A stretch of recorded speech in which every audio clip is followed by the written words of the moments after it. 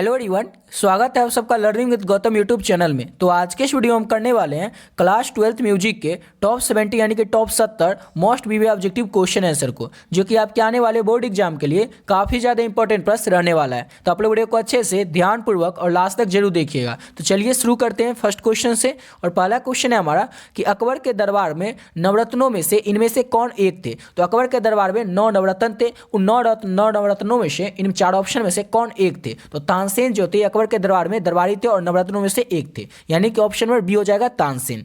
अगला क्वेश्चन है कि रविंद्रनाथ ठाकुर का जन्म कहाँ पे हुआ था। तो बंगाल में हुआ था रविंद्रनाथ ठाकुर का जन्म, यानी कि ऑप्शन नंबर ए हो जाएगा बंगाल में। अगला क्वेश्चन है कि पंडित विष्णु दिगंबर पुरस्कार और पंडित विष्णु नारायण भातखंडे ने संगीत को क्या दिया था। तो इन्होंने क्या दिया था, इन दोनों ने मिलकर के संगीत को स्वर लिपि पद्धति दी थी, यानी कि ऑप्शन नंबर क्या हो जाएगा, तो ऑप्शन नंबर सी हो जाएगा। पंडित विष्णु दिगंबर पुरस्कार और पंडित विष्णु नारायण भातखंडे जो थे, इन दोनों ने मिलकर संगीत को स्वर लिपि पद्धति दी थी।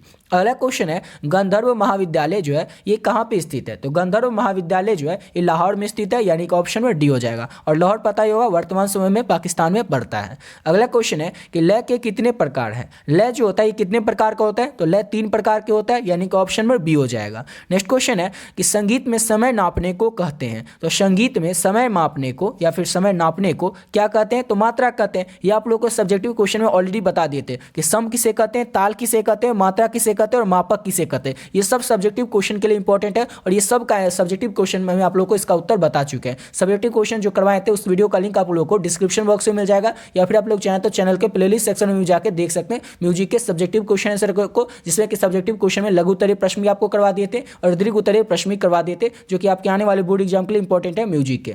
बढ़ते अपने अगले क्वेश्चन की ओर। नेक्स्ट क्वेश्चन है हमारा कि मात्राओं के अलग अलग संचयन को क्या कहते हैं। मात्राओं के अलग अलग जो संचयन होता है उसको कहते हैं हम लोग ताल, यानी कि ऑप्शन नंबर सी हो जाएगा। अगला क्वेश्चन है कि जिस मात्रा में कोई ताल आरंभ हो, यानी कि कोई ताल का शुरुआत हो, उसे हम लोग क्या कहते हैं, तो शम कहते हैं। जिस भी मात्रा में कोई ताल का शुरुआत हो यानी कि आरंभ हो, उसे हम लोग शम कहते हैं। ऑप्शन नंबर सी हो जाएगा। अगला क्वेश्चन है कि पद रचनाओं के सौस्वर गायन को कहते हैं। तो पद रचनाओं के सौस्वर गायन को हम लोग गीत कहते हैं। ऑप्शन नंबर डी हो जाएगा। नेक्स्ट क्वेश्चन है हमारा कि गीत के प्रकार होते हैं। तो गीत जो होते हैं कितने प्रकार के होते हैं। तो गीत जो होते हैं ना ये 2 ही प्रकार के होते हैं, यानी कि ऑप्शन नंबर इसका ए हो जाएगा। अगला क्वेश्चन है हमारा कि प्रिय मार्ग किसका भेद है। प्रिय मार्ग जो है यह किसका भेद होता है। तो ये गीत का भेद होता है प्रिय मार्ग। ऑप्शन नंबर डी हो जाएगा। अगला क्वेश्चन है हमारा कि धमार क्या है। धमार जो है ना ये है क्या, गायन शैली है, अंतरा है, संचारी है। तो धमार जो है गायन शैली। ऑप्शन नंबर ए हो जाएगा। अगला क्वेश्चन है हमारा कि धमार किस काल की देन है। धमार जो है ये प्राचीन काल की देन है, मध्यकाल की देन है या फिर आधुनिक काल की देन है। तो धमार जो है ये मध्यकाल की देन है। ऑप्शन नंबर बी हो जाएगा। मेडिवल हिस्ट्री की देन है धमार। अगला क्वेश्चन है कि धमार कितने मात्रा का होता है। धमार जो होता है ये धमार ये कितने मात्रे का होता है। तो ये 14 मात्रा का होता है। ऑप्शन नंबर डी हो जाएगा। और देखिए अभी तक आप लोग पीडीएफ नहीं लिए तो आप लोग इस पीडीएफ को ले सकते हैं। ऑलरेडी बहुत सारे बच्चे जो इस पीडीएफ को ले चुके हैं, जो लोग इस पीडीएफ को ले लिए वीडियो को थोड़ा स्किप करके वीडियो को थोड़ा आगे करके अगले क्वेश्चन से देख सकते हैं। और जो लोग अभी तक इस पीडीएफ को नहीं लिए उनको बता देते हैं कि इस पीडीएफ आपको मिलेगा क्या क्या और आप लोग को इस पीडीएफ को लेना किस तरह से। तो पहले तो ये समझिए अगर आप लोग का 8 सब्जेक्ट होगा तभी आप लोग इस वीडियो को देख रहे हैं, क्योंकि आपका म्यूजिक है मतलब आपका 8 सब्जेक्ट होगा ही। और आप किसी भी बोर्ड से हो सकते हैं, चाहे आप बिहार बोर्ड से हो, यूपी बोर्ड से हो, झारखंड बोर्ड से हो या फिर मध्य प्रदेश बोर्ड से हो, राजस्थान बोर्ड से हो या भारत के किसी भी बोर्ड से हो, तो आपके लिए जो पीडीएफ है ये इंपॉर्टेंट रहने वाला है। अगर आप लोग बिहार बोर्ड के बच्चे होंगे तो आपका तो जो 5 सब्जेक्ट होगा ना हिंदी इंग्लिश का भी, उसका भी पीडीएफ मिल जाएगा। लेकिन अगर आप लोग किसी और बोर्ड से होंगे तो आपका जो भी 3 सब्जेक्ट होगा उसका पीडीएफ आप लोग ले सकते हैं। और आप एक और चीज़ आप लोग समझ लीजिए कि आपका जो सिलेबस होता है ना वो सेम ही होता है, बस सभी बोर्ड का क्वेश्चन पूछने का जो पैटर्न होता है ना वो अलग होता है। जैसे अगर आप लोग का हिस्ट्री की बात करें तो हर एक बोर्ड में हिस्ट्री में 15 चैप्टर है। जो बिहार बोर्ड का बच्चा हिस्ट्री पढ़ेगा वही यूपी बोर्ड का भी बच्चा हिस्ट्री पढ़ेगा, वही झारखंड बोर्ड का भी हिस्ट्री पढ़ेगा वही बच्चा। तो सबका सिलेबस सेम ही होता है, बस सबका क्वेश्चन पूछने का जो पैटर्न होता है वो अलग होता है। और हाँ, हिंदी और इंग्लिश का जो क्वेश्चन का सिलेबस होता है वो हर एक बोर्ड का अलग अलग होता है। जैसे अलग अलग बोर्ड का अलग अलग सिलेबस होता है हिंदी और इंग्लिश का। तो अगर आप लोग बिहार बोर्ड के बच्चे होंगे तो आपका जो भी सब्जेक्ट हो इस 5 में से देख सकते हैं। जैसे आपका Hindi, history, political science, English, geography, music, home science, psychology, sociology, economics, इसी 10 में से कोई आपका 5 सब्जेक्ट होगा अगर आप लोग बिहार बोर्ड के स्टूडेंट होंगे तो आप लोग इस 5 सब्जेक्ट का पीडीएफ ले सकते हैं। और अगर आप लोग किसी और बोर्ड के बच्चे होंगे तो आप लोग सिर्फ 3 सब्जेक्ट का पीडीएफ ले सकते हैं हिंदी और इंग्लिश को छोड़ करके, आपका जो भी 3 सब्जेक्ट होगा उसका पीडीएफ ले सकते हैं। अब बताते हैं कि इस पीडीएफ में आपको मिलेगा क्या क्या। इस पीडीएफ में आपको, जैसे अगर आप लोग ये वीडियो देख रहे हैं तो आपका म्यूजिक सब्जेक्ट होगा ही, तो म्यूजिक का एग्जाम्पल के तौर पर बता देते हैं कि इस पीडीएफ में आपको एक सब्जेक्ट में क्या क्या मिलेगा। वैसे तो मिलेगा 5 सब्जेक्ट का, लेकिन एक सब्जेक्ट में क्या मिलेगा वो आपको बता देते हैं, और वैसे ही सेम आपको सभी सब्जेक्ट में देखने को मिल जाएगा। जैसे अगर आप लोग म्यूजिक का पीडीएफ लीजिएगा, म्यूजिक तो आपका सब्जेक्ट होगा ही, तो म्यूजिक में टोटल आपको 500 ऑब्जेक्टिव क्वेश्चन देखने को मिलेगा। इस 500 ऑब्जेक्टिव क्वेश्चन जो ऐड किए पीडीएफ में वो चैप्टर वाइज ऐड किए, जैसे पहला चैप्टर से लेकर के लास्ट के चैप्टर तक जो भी इंपॉर्टेंट ऑब्जेक्टिव क्वेश्चन है आपके आने वाले बोर्ड एग्जाम के लिए, उन सभी क्वेश्चन को चैप्टर वाइज इसमें ऐड कर दिए। उसके बाद क्या ऐड किए पीडीएफ में, तो पहला पीडीएफ में तो आपको इतना मिलेगा, दूसरा पीडीएफ में आपको 75 लघु उत्तरीय और दीर्घ उत्तरीय प्रश्न मिलेगा, जो कि किस तरह से है, तो ये भी चैप्टर वाइज है, यानी कि पहला चैप्टर से लेकर के लास्ट के चैप्टर तक जो भी इंपॉर्टेंट सब्जेक्टिव क्वेश्चन आंसर है म्यूजिक के लघु उत्तरीय और दीर्घ उत्तरीय प्रश्न, वो सब इसमें ऐड कर दें। एक और चीज यहाँ पर लिखे नहीं है लेकिन वो भी आपको मिलेगा, वो आपको बता देते, वो क्या मिलेगा। जितने भी वाद्य यंत्र है ना, जैसे कि देखिए आपसे क्वेश्चन पूछा जाता है एग्जाम में कि बिस्मिल्लाह खां किस वाद्य यंत्र से संबंधित है, पंडित विष्णु दिगंबर पुरस्कार किस के लिए जाने जाते, ऐसे करके क्वेश्चन पूछा जाता है कि वाद्य यंत्र और उनके वादक से, तो वाद्य यंत्र और उनके वादक जो भी है इससे संबंधित 115 क्वेश्चन जो है वो एक और पीडीएफ में आपको देखने को मिलेगा। 115 क्वेश्चन, यानी कि टोटल म्यूजिक का आपको मिलेगा 3 पीडीएफ। इस तीनों पीडीएफ को जो है सिर्फ और सिर्फ आपको म्यूजिक में मिलेगा, लेकिन आपको एक म्यूजिक का तो पीडीएफ मिलेगा नहीं, जो भी आपका 5 सब्जेक्ट है उस 5 सब्जेक्ट का जो पीडीएफ है वो आप लोग को मिलेगा। और इस पीडीएफ को आप लोग अगर चाहिए तो सिर्फ 3 से 4 दिन में पढ़ करके अच्छे नंबर ला सकते हैं। अब 3 से 4 दिन में कैसे खत्म करिएगा वो भी बता देते हैं। जैसे अगर म्यूजिक का आप लोग रोज अगर 1 से 1.5 घंटा पढ़ते हैं तो इसमें क्वेश्चन कितने हैं, तो 500 क्वेश्चन है। रोज अगर 1-1.5 घंटा पढ़ते हैं तो आप लोग एक दिन में 100 क्वेश्चन तो कर ही दीजिएगा, क्योंकि म्यूजिक में देख ही रहे सिंपल सा क्वेश्चन रहता है और कोई ज़्यादा भारी रहता नहीं, जैसे साइकोलॉजी आर के टाइप का क्वेश्चन तो रहता नहीं कि जो आपसे समझ में नहीं या याद नहीं हो या फिर समझ में नहीं है। इसमें सिंपल सा क्वेश्चन रहता है, एक दिन में आप लोग 100 क्वेश्चन कर सकते हैं, और 100 क्वेश्चन करने में ज़्यादा आधा घंटा से 45 मिनट का समय लगेगा। और सब्जेक्टिव क्वेश्चन जो है वो भी आप लोग 5 से 7 करिए लीजिएगा एक दिन में। और सब्जेक्टिव क्वेश्चन भी इसमें ज़्यादा बड़ा नहीं रहता है, जैसे इसमें क्वेश्चन किस तरह से रहता है कि राग केदार, राग भीम पलासी, इस सब का जो है ना संक्षिप्त में परिचय देना रहता है, इस तरह से क्वेश्चन पूछा जाता है। तो एक दिन में अगर 5-6 क्वेश्चन म्यूजिक का कर देते सब्जेक्टिव का या आधा घंटा में, और 45 मिनट से 50 मिनट या आधा घंटा में आप लोग म्यूजिक का ऑब्जेक्टिव कर लेते हैं, तो आपका एक दिन में क्या हो जाएगा, तो कुछ भाग कंप्लीट हो जाएगा। यानी कि इसमें से 100 क्वेश्चन आपका ऑब्जेक्टिव एक दिन में कर लेते हैं, और 5-7 या 10 क्वेश्चन तक आप लोग सब्जेक्टिव का एक दिन में कर लेते हैं, वो भी बस 1 से 1.5 घंटा पढ़ करके। तो 5 से 6 दिन में आप लोग बस सिर्फ और सिर्फ 5 से 6 दिन में इसका पूरा म्यूजिक का जो है सिलेबस आप लोग कंप्लीट कर सकते हैं। 1-1.5 घंटा आपको पढ़ना है एक सब्जेक्ट पे, और इसी तरह से अगर आप लोग हर एक सब्जेक्ट को 1 से 1.5 घंटा देते हैं तो पूरा जो सिलेबस है आपका, जो भी आपका 5 सब्जेक्ट है उसका जो सिलेबस है वो सिर्फ और सिर्फ आप लोग 5 दिन में कंप्लीट कर सकते हैं। और जो लोग पहले से पूरा अपना सिलेबस कंप्लीट कर चुके हैं वो लोग इस पीडीएफ को लेकर के अपना रिवीजन कर सकते हैं, वो देख सकते हैं उनसे क्वेश्चन बनता है नहीं है कि नहीं, क्योंकि इसमें उसी लेवल के क्वेश्चन ऐड किए गए जो कि आपके आने वाले बोर्ड एग्जाम के लिए इंपॉर्टेंट है। आपके आने वाले बोर्ड एग्जाम में जो भी प्रश्न आएगा उसमें से 99% क्वेश्चन जो है आपको इसी पीडीएफ से देखने को मिल जाएगा, क्योंकि इस पीडीएफ में जितना इंपॉर्टेंट ऑब्जेक्टिव क्वेश्चन है वही सब ऐड किए हुए हैं। चाहे आपका कोई भी सब्जेक्ट हो, आपका हिस्ट्री हो सकता है, आपका हिंदी हो सकता है, आपका इंग्लिश हो सकता है, आपका ज्योग्राफी हो सकता है, कोई भी सब्जेक्ट हो आपका, उस 5 सब्जेक्ट का जो पीडीएफ है वो आप लोग ले सकते हैं। और बहुत ही कम समय में आप लोग अगर इस सब्जेक्ट पर एक सब्जेक्ट है इस पर आप लोग क्या करना है, रोज से सिर्फ 5 दिन तक रोज जो है ना बस 2 घंटा समय देना। 2 घंटा बहुत बोल रहे हैं, 1.5 घंटा भी दीजिएगा ना, फिर भी आपका बस 5 से 4 दिन में अब ये जो पूरा सिलेबस है म्यूजिक का आपका कंप्लीट हो जाएगा। रोज टाइम कितना देना, तो 1 से 1.5 घंटा देना। आप में से बहुत सारे बच्चे मुझसे बोलते हैं, कॉल भी कर लेते हैं, कई बच्चे मैसेज में पूछते हैं कि अब तो म्यूजिक का अभी तक कुछ भी नहीं पढ़े, तो उनको क्या करना चाहिए। तो बस आप लोग ये पढ़ लीजिए, और आप इसके अलावा आपके आने वाले बोर्ड एग्जाम में एक भी प्रश्न जो होगा ना, एक भी प्रश्न इसके अलावा देखने को मिल ही नहीं सकता। चाहे आप किसी भी बोर्ड से हो, ऐसा नहीं कि आप लोग से बिहार बोर्ड के बच्चे होंगे तभी,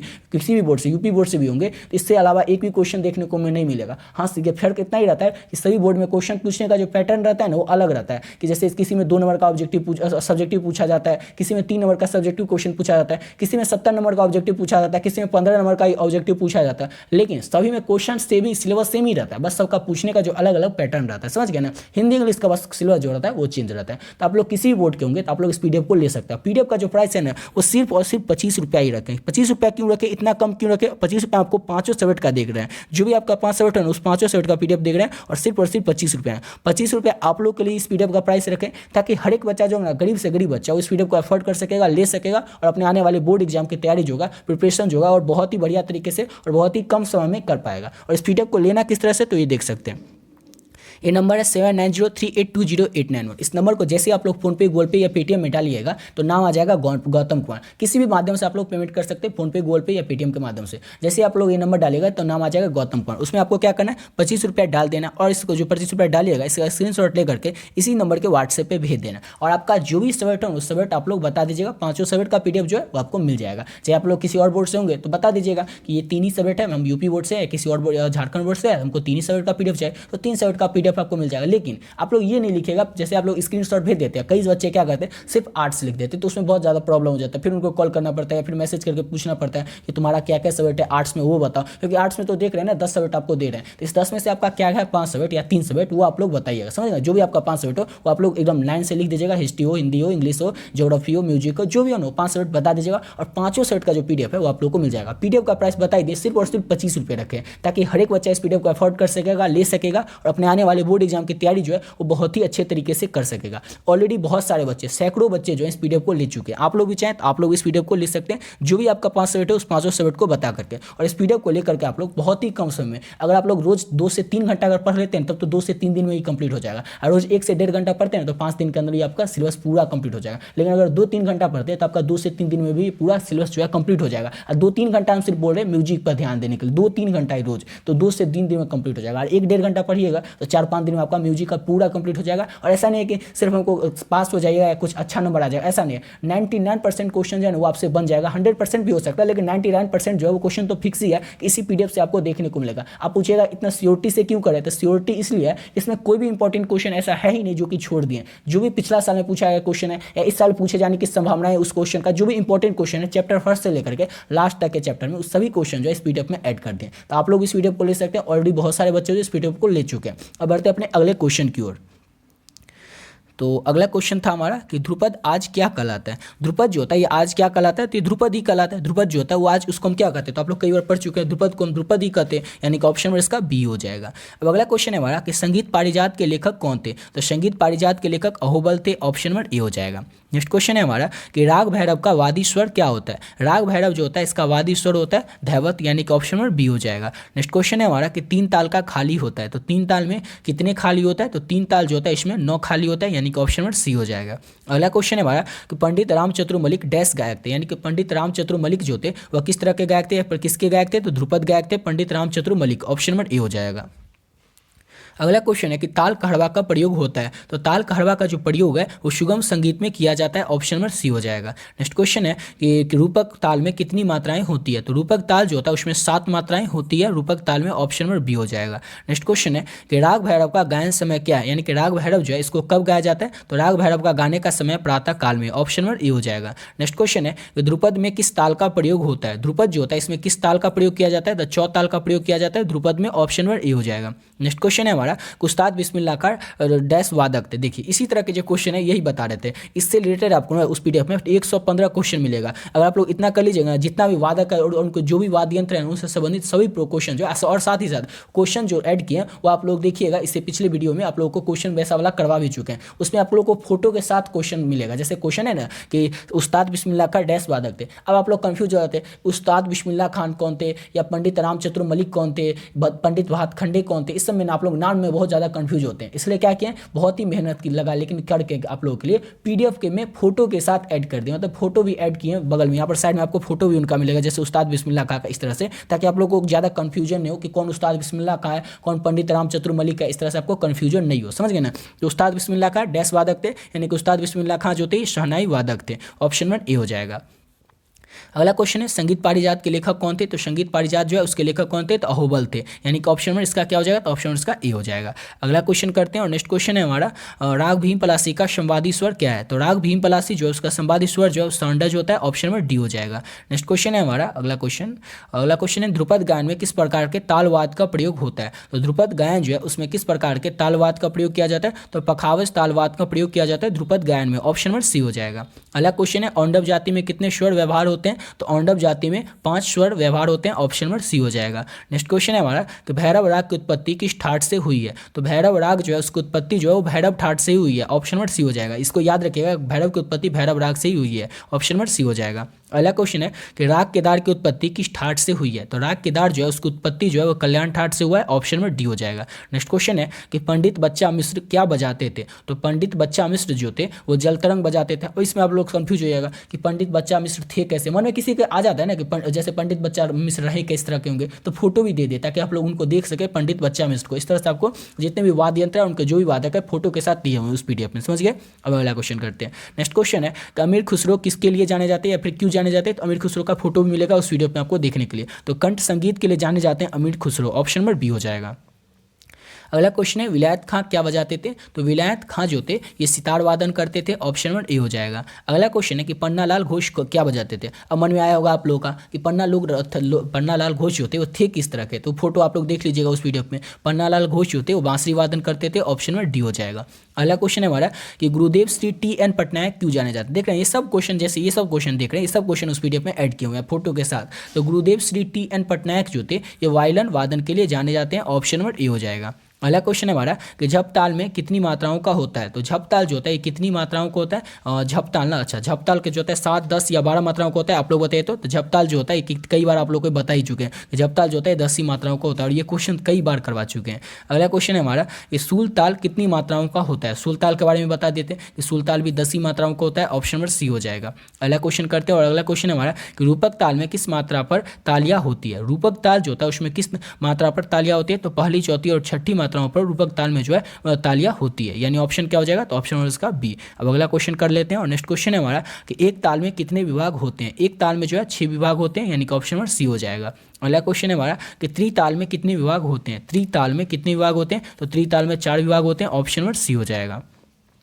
अगला क्वेश्चन है चौताल में कितने विभाग होते हैं? तो चौताल जो होता है उसमें कितने विभाग होते हैं? तो 6 विभाग होते हैं चौताल में, ऑप्शन नंबर सी हो जाएगा। अगला क्वेश्चन है हमारा कि झप ताल में कितने विभाग होते हैं? तो ऊपर ही देखे थे झप ताल में कितने विभाग होते हैं? तो 4 विभाग होते हैं, ऑप्शन नंबर सी हो जाएगा। एक सेकंड, मात्रा देखे तो ऊपर ना मात्रा 10 होता है और विभाग 4 होता है। अगला क्वेश्चन है हमारा कि धमार ताल के कितने विभाग होते हैं? अब धमार ताल के विभाग कितने होते हैं? सबका विभाग ऐड कर दें, समझ गए, जाकि कहीं से भी पूछे आपसे छूटे नहीं एक भी क्वेश्चन। धमार ताल जो होता है उसमें विभाग जो होते हैं वो 4 ही होते हैं, ऑप्शन नंबर सी हो जाएगा।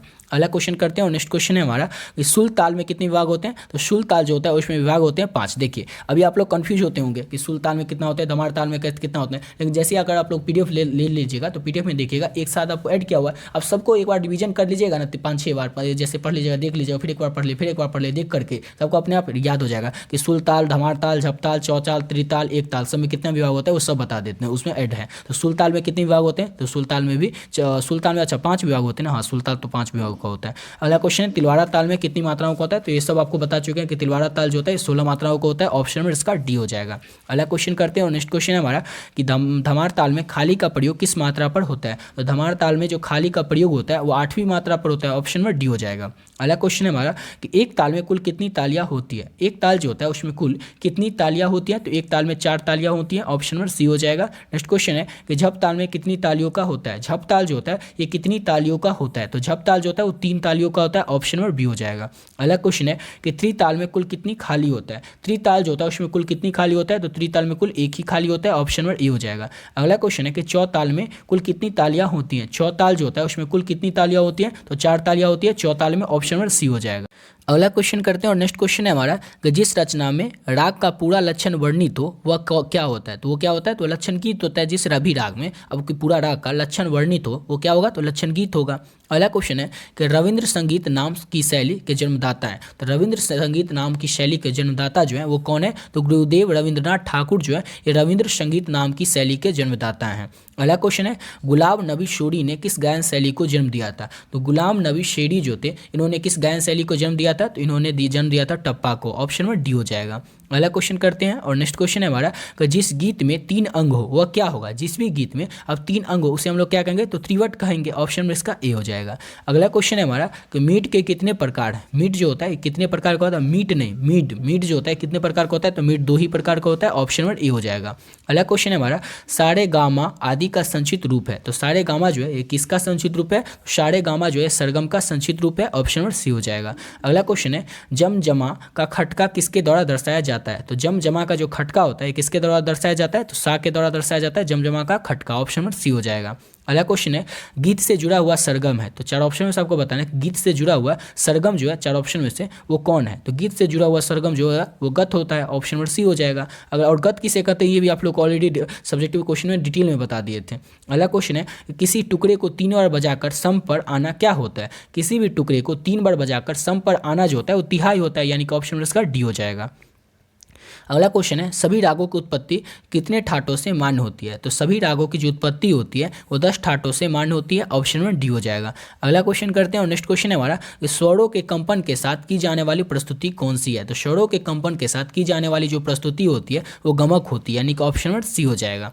अगला क्वेश्चन है हमारा कि प्राचीन काल में गमक कितने प्रकार के थे? प्राचीन काल में जो गमक होते थे वो कितने प्रकार के होते थे? तो प्राचीन काल में जो गमक होते थे वो 15 प्रकार के होते थे। अगला क्वेश्चन है हमारा कि नमित क्या है? नमित जो होता है ये क्या होता है? तो नमित जो होता है ये गमक होता है, यानी कि ऑप्शन नंबर सी हो जाएगा। अगला क्वेश्चन है हमारा कि पद रचनाओं से संबंधित विभिन्न खंड है। तो पद रचनाओं से संबंधित विभिन्न खंड जो है वो कौन है आपको बताना है? तो मातु जो है ये पद रचनाओं से संबंधित विभिन्न खंड है। अगला क्वेश्चन है हमारा कि चंचल प्रकृति की गायन शैली कौन है? चार ऑप्शन से आपको बताना है कि चंचल प्रकृति की जो गायन शैली है वो कौन सी है? तो ठुमरी जो है चंचल प्रकृति की गायन शैली है। अगला क्वेश्चन है हमारा कि चतुर्दंड प्रकाशिका की रचना कब की गई थी? तो चतुर्दंड प्रकाशिका की जो रचना है वो की गई थी 1660 ईस्वी में। ऑप्शन नंबर सी हो जाएगा। अगला क्वेश्चन है कि चतुर्दंड प्रकाशिका जो थी वो 1660 में जो लिखी गई थी तो किनकी लिखी हुई पुस्तक है चतुर्दंड प्रकाशिका, यानी कि ऑप्शन नंबर इसका हो जाएगा सी, पंडित वेंकट मक्खी के द्वारा लिखी गई थी चतुर्दंड प्रकाशिका पुस्तक। ऑप्शन नंबर सी हो जाएगा। अगला क्वेश्चन है कि पंडित हरिदास स्वामी जो थे वो कौन थे? तो पंडित हरिदास स्वामी जो थे एक गायक थे। ऑप्शन नंबर सी हो जाएगा। ये सब आपको जो पीडीएफ बताए थे उस पीडीएफ में सब ऐड कर दिए कि पंडित हरिदास स्वामी कौन थे।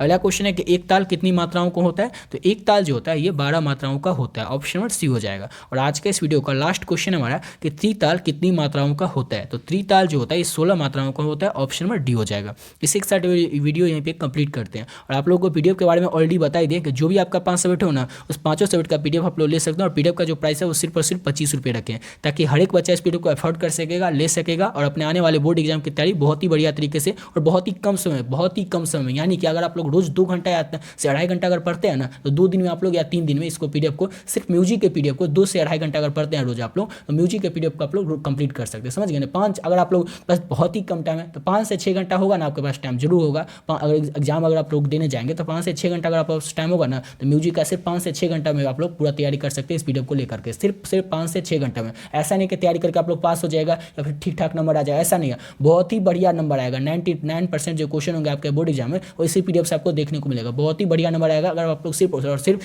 5 से 6 घंटा इस पीडीएफ को टाइम दे देते। अगर आप लोग 5 से 6 घंटा अगर आपके पास बहुत ज़्यादा टाइम है तो आप लोग आधा घंटा पढ़िए, तो कम टाइम है तो 5 से 6 घंटा अभी पढ़ लीजिए। अगर थोड़ा ज़्यादा टाइम है तो आप लोग 2 घंटा 1 घंटा जैसा मन हो, लेकिन अगर 5-6 घंटा अगर आप लोग पढ़ लेते हैं इस पीडीएफ को, तीनों पीडीएफ को, तो 3 पीडीएफ म्यूजिक का मिलेगा तो पूरा सिलेबस इसी में कंप्लीट हो जाएगा। आशा करता हूँ आप लोग को वीडियो अच्छा लगा हुआ। तो मिलते हैं नेक्स्ट वीडियो में नए वीडियो के साथ।